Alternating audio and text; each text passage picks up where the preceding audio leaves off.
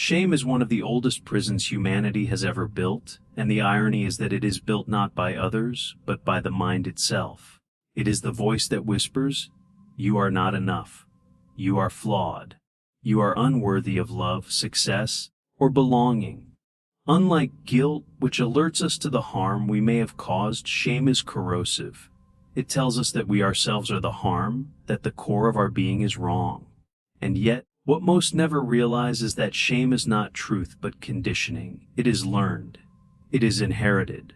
And because it is learned, it can be unlearned.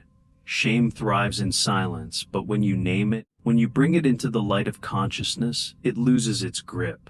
For shame cannot survive exposure, it withers under awareness. To free yourself from shame is not to erase mistakes, not to deny imperfection, but to recognize that your worth was never dependent on being flawless. It is to step into the raw and uncomfortable reality of who you are and say, "I am enough, not because I have never fallen, but because I continue to rise." To understand this, you must remember that every human being carries scars, doubts, and contradictions. Shame convinces you that you are uniquely broken, but the truth is the opposite. Your pain connects you to the shared human condition. And when you understand this, when you see your wounds as bridges rather than walls, shame loses its power to isolate. You begin to see that healing is not perfection, it is wholeness. The way forward is not to run from shame, but to turn toward it, to listen, to learn what it is trying to protect you from, and then to release it. Only then can you begin to live without apology for existing. Only then do you reclaim your dignity and your freedom. Shame is one of the most deceptive forces in the human psyche because it convinces you that it is truth when, in reality, it is conditioning. It is a program that has been installed in your mind over years, perhaps even decades, often beginning in childhood. From the earliest moments of life, you are taught by parents, teachers, religious authorities, and society at large what is acceptable and what is not. These lessons are rarely delivered with gentleness. More often, they are enforced with punishment, disapproval, and withdrawal of love. The child, unable to separate their behavior from their identity, begins to conclude not that they did something wrong, but that they are something wrong. And so, shame takes root. It grows not from truth, but from fear of rejection, fear of exclusion, fear of not being lovable. Because shame disguises itself as truth, it becomes extremely difficult to separate your essence from your conditioning. You may believe that you are weak, unworthy, or defective, but if you were to trace the origin of those beliefs, you would discover that they were planted by voices outside of yourself. The parent who projected their own insecurities onto you, the culture that demanded conformity and punished individuality, the religion that taught salvation only through denial of your natural impulses. Each of these influences left imprints on your mind until eventually their judgments became your inner monologue. The tragedy is that people spend entire lifetimes believing that monologue is their authentic self, when it is nothing more than borrowed voices echoing through their consciousness. When you realize shame is conditioning, a shift begins. Instead of asking, "What is wrong with me?" you begin to ask, "Who told me this was wrong in the first place?" That question cuts through illusion. It reveals the power structures and psychological patterns that kept you small. It allows you to see that the shame you carry is not evidence of your brokenness, but evidence of your humanity being forced into molds it was never meant to fit. Shame is the scar left by a society that trains individuals to suppress themselves in order to belong. But a scar is not a definition, it is a mark of survival.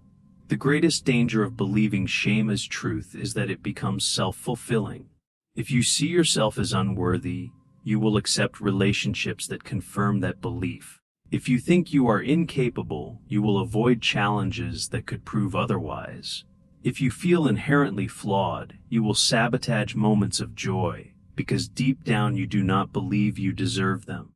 This is how conditioning hardens into fate. The lie becomes the life. But when you bring awareness to the fact that shame is not truth, but conditioning, you begin to dismantle the prison. You see that the bars were always imaginary, that the lock was always open, and that the only power shame ever had was the power you unknowingly gave it. This realization is not instantaneous freedom. It is the first step toward liberation. For once you know the voice of shame is not your own, you can choose to stop listening. You can choose instead to reclaim the voice that was silenced beneath layers of conditioning. And in that choice, life begins anew. The distinction between guilt and shame is subtle, but it is one of the most powerful keys to understanding why so many people live imprisoned within themselves. Guilt is about an action. It says, "I did something wrong." It is tied to behavior, and when healthy, it can serve as a guide, pointing us toward accountability and growth. Guilt can be constructive because it allows us to repair, to apologize, to make amends. It does not declare us unworthy of love. It simply reminds us that we must act differently next time. Shame, on the other hand, goes much deeper and far darker. Shame whispers not about what you did, but about who you are. It tells you, you are wrong, you are broken, you are unlovable. And once you begin to believe that, you stop seeking to change your actions and start believing that your very existence is the mistake. This difference may seem small on the surface, but in the realm of the psyche, it is enormous. Guilt keeps behavior separate from identity, while shame fuses the two together until they become indistinguishable. The person who feels guilt after lying may think, "I should not have done that, I want to be honest." The person who feels shame after lying thinks, "I am a liar, I am corrupt at my core." The former has a path to redemption. The latter is locked in self-condemnation with no escape. Shame creates an inner world where nothing you do is ever enough, because it convinces you that you are never enough. What makes shame particularly destructive is that it corrodes the possibility of transformation. If you feel guilty, you can apologize and change your ways. If you feel ashamed, you do not believe change is possible, because the problem is no longer your action but your essence. And so, people caught in shame often spiral into despair, self-sabotage, or denial. They hide their true selves, terrified that if they were ever fully seen, they would be abandoned. The irony is that in hiding themselves, they abandon themselves first. The roots of this confusion between guilt and shame often lie in childhood. A child who spills milk may be told, "You're so clumsy," rather than, "That was a clumsy mistake." The first attacks identity, the second corrects behavior. Over years, repeated messages like, "You're lazy," "You're stupid," or "You're bad," blur the line until the child grows into an adult who cannot distinguish between making a mistake and being a mistake. And in this confusion, shame thrives. To begin breaking free from shame, one must learn to separate the "I am" from the "I did." This act of psychological separation is radical because it restores the possibility of growth. When you recognize guilt, you can act differently. When you recognize shame, you can challenge its false claim on your identity. Every moment of awareness in which you remind yourself, "This action does not define my essence," weakens the hold of shame. It allows you to step back into life with a sense of dignity, with the understanding that your value as a human being is not erased by failure, nor is your worth determined by perfection. Shame is powerful not only because it wounds the individual, but because it isolates them. Unlike guilt, which often leads to reconciliation or an attempt to make amends, shame drives a person inward, convincing them that they are unworthy of connection, unworthy of love, unworthy even of being seen. It thrives in silence and secrecy, whispering that if others knew the truth about who you really are, they would turn away in disgust. And so, shame builds walls, not physical walls, but emotional fortresses where the person hides behind masks of perfection, humor, competence, or indifference. The tragedy is that these masks, while protecting the individual from exposure, also prevent them from ever experiencing true intimacy or acceptance. Isolation is shame's most dangerous ally. When a person is cut off from the authentic bond of others, they begin to spiral deeper into self-rejection. They lose the mirror of compassionate connection, the kind of reflection that says, You are flawed, yes, but still lovable. Without that mirror, shame's narrative becomes the only voice left, echoing unchallenged in the chambers of the mind. The more you withdraw, the stronger shame becomes, and the stronger shame becomes, the more you withdraw. It is a cycle that traps countless people in loneliness, depression, and despair. What makes this isolation particularly insidious is that it often masquerades as self-protection. The person tells themselves, "I'm just private," or "I don't need anyone." Yet beneath those statements lies a quiet terror, the fear that if they were truly seen, they would be rejected. The paradox is that the very thing they long for, genuine connection, is what they avoid most because it feels too dangerous. And yet, connection is the only true antidote to shame. To be seen and accepted in one's imperfection is the very experience that breaks shame's hold.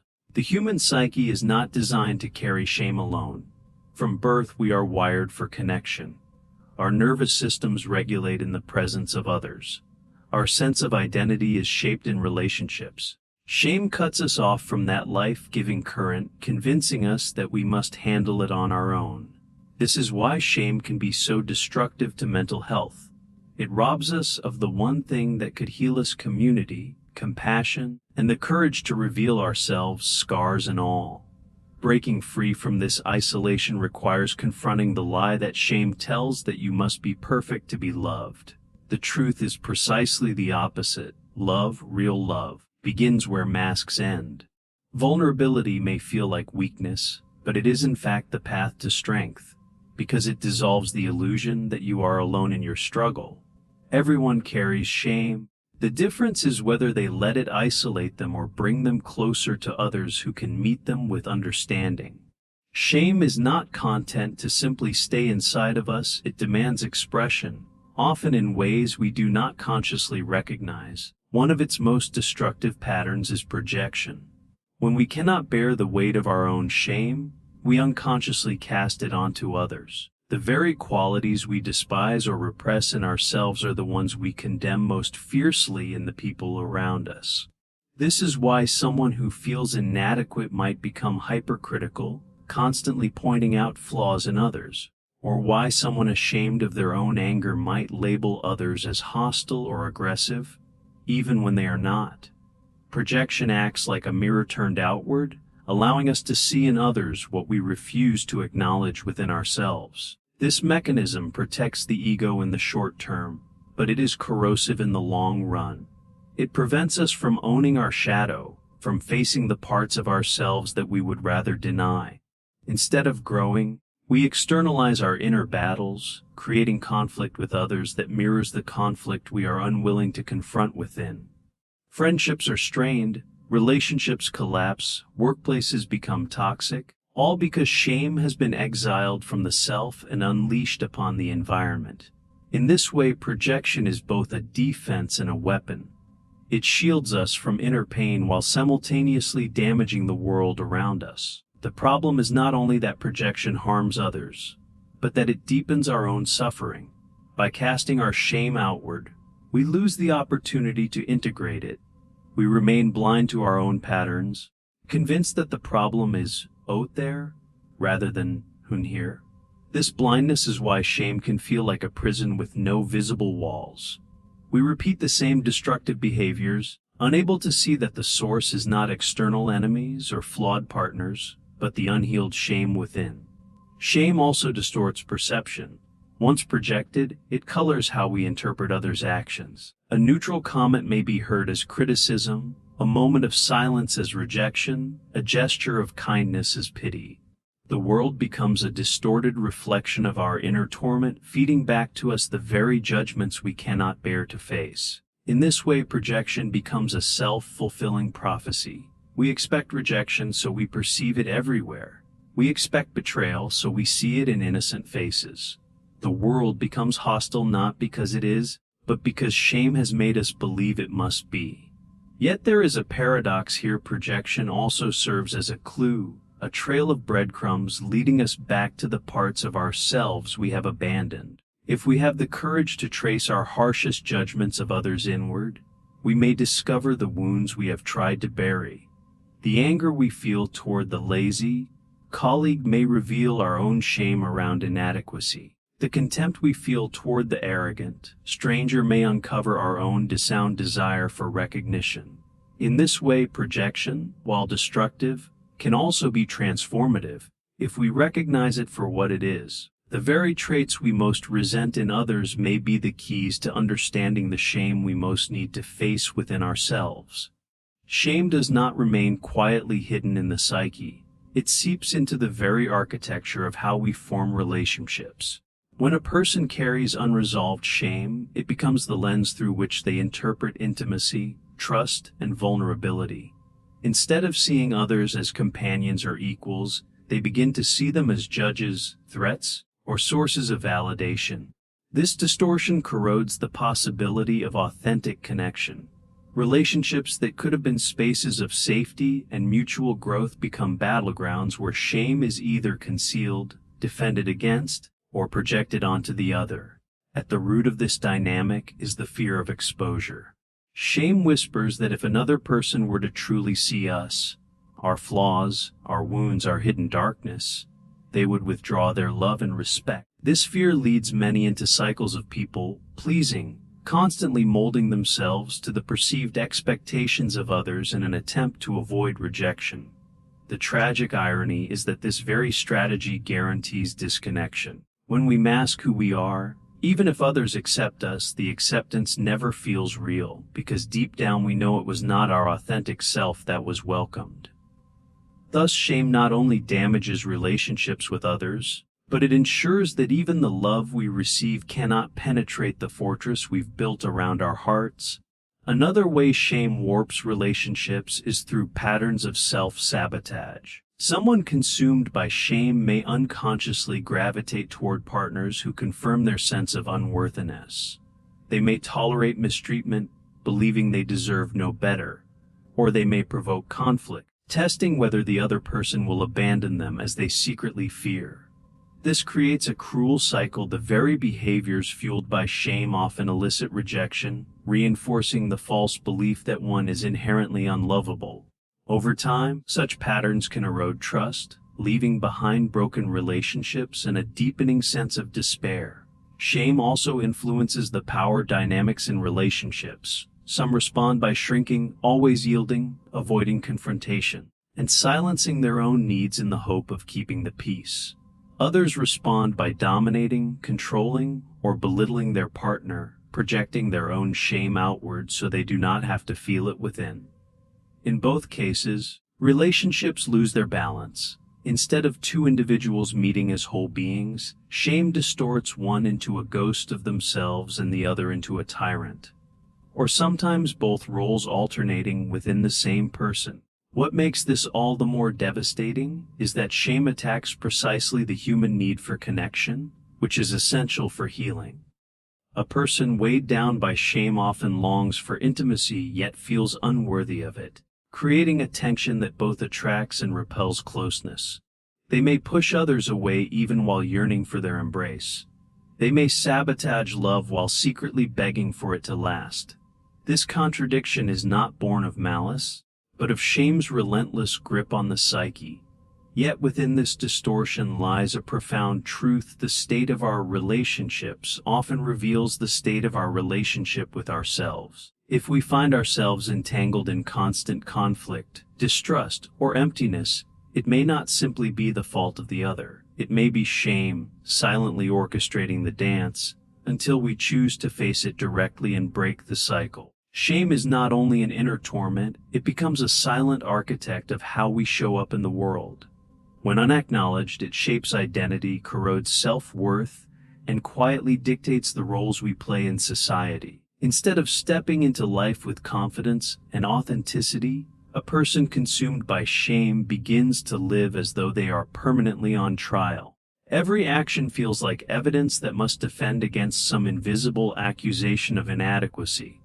This constant pressure eats away at self-esteem, leaving behind a fragile sense of self that is easily shaken by the smallest criticism, rejection, or perceived failure. What makes shame especially destructive is its ability to masquerade as humility. A person who feels worthless may cloak their shame in modesty, convincing themselves that staying small, quiet, or unnoticed is a form of virtue. They withdraw from opportunities, downplay their achievements, and shrink in the presence of others, not out of genuine modesty but out of fear that stepping forward will expose them to ridicule. Over time, this self-erasure becomes habitual, and the world begins to reflect back what shame has already declared, that they are less than undeserving and unworthy of being seen. At the same time, shame can create the opposite mask, arrogance or superiority. Those who cannot tolerate their own sense of inadequacy may build an inflated self-image to conceal it. They project confidence, dominance, or even contempt for others, all as a defense against the unbearable thought of being inferior. But this false persona is brittle. It requires constant validation, constant proving, and constant comparison. The person becomes trapped in performance, unable to relax into authenticity, because beneath the mask shame waits, whispering that the persona is nothing more than a fragile disguise. Perhaps the most insidious effect of shame on identity is how it limits vision. When you believe you are fundamentally flawed, your imagination for what is possible narrows. Dreams feel out of reach, goals seem unattainable, and risks appear too dangerous to take. You convince yourself that certain paths are not for people like me, and thus you never even try. This internalized limitation is not the truth of your potential, but the voice of shame narrowing your horizon. It ensures that your identity remains small, that your life becomes a shadow of what it could be. Shame also infiltrates the stories we tell about ourselves. A person may begin to define their entire being by their failures, mistakes, or rejections, as though these moments are the essence of who they are. Instead of saying, "I failed," they begin to think, "I am a failure." This subtle shift turns temporary experiences into permanent identity. The story of shame becomes the story of the self, and once a story is believed, it is lived out. Yet identity built on shame is never whole. It is fractured, built on denial, repression, and distortion. The self that emerges is a survival self, not an authentic one. And while this false identity may carry someone through life, it does so at a cost, the cost of never truly knowing or becoming who they are. The true danger of shame is not only what it does to the present moment, but how it perpetuates itself across time, embedding patterns that repeat in cycles unless consciously interrupted. Shame does not fade simply because years pass. Instead, it burrows deeper into the psyche, becoming part of the unconscious architecture that silently guides thoughts, choices, and behaviors. When unexamined, it becomes self-fulfilling, ensuring that the very fears born of shame manifest again and again in reality. A person who believes they are unworthy may, without realizing it, seek environments, relationships, and circumstances that confirm that belief, because the psyche prefers familiarity, even if it is painful, over the terror of the unknown. This cyclical nature of shame is what makes it so destructive. For example, a child who feels invisible in their family may grow into an adult who unconsciously chooses partners that neglect them, repeating the wound of invisibility in adulthood. Each time the pattern repeats, the person says to themselves, "See, this is who I am, this is all I deserve." The cycle reinforces itself, making shame seem less like an emotional wound and more like an eternal truth. This is how a momentary experience of humiliation or neglect hardens into a lifelong identity of inadequacy. But shame does not only repeat itself within one individual's life. It often transmits across generations. Parents who carry unresolved shame may project it onto their children, not out of malice but out of unconsciousness. They may demand perfection, withhold affection, or impose impossible standards, passing along the very burden they themselves were forced to carry. Thus, shame becomes an inheritance, silently handed down until someone within the lineage has the courage to confront it directly. The unconscious repetition of shame also ensures that opportunities for healing are often missed. When a person avoids situations that might trigger shame, they also avoid the possibility of growth. For instance, Someone who feels deep shame around failure may never attempt ambitious projects because the risk of shame is too great. In avoiding shame, they also avoid transformation. Thus, the cycle continues. Avoidance leads to stagnation. Stagnation feeds more shame, and life shrinks smaller and smaller. What makes this cycle particularly insidious is its invisibility. Many people do not recognize that shame is the underlying force shaping their choices. They attribute their patterns to bad luck, to other people, to fate, or to character flaws, never realizing that shame itself is the silent puppeteer. And as long as it remains unrecognized, it cannot be transformed. Breaking this cycle requires consciousness, an honest recognition of the role shame has played, and the courage to feel it without fleeing from it. To look directly at shame is to shine a light on the mechanism that keeps the cycle alive. The moment it is seen, it loses some of its power, and what once felt like an endless repetition begins to open into the possibility of freedom.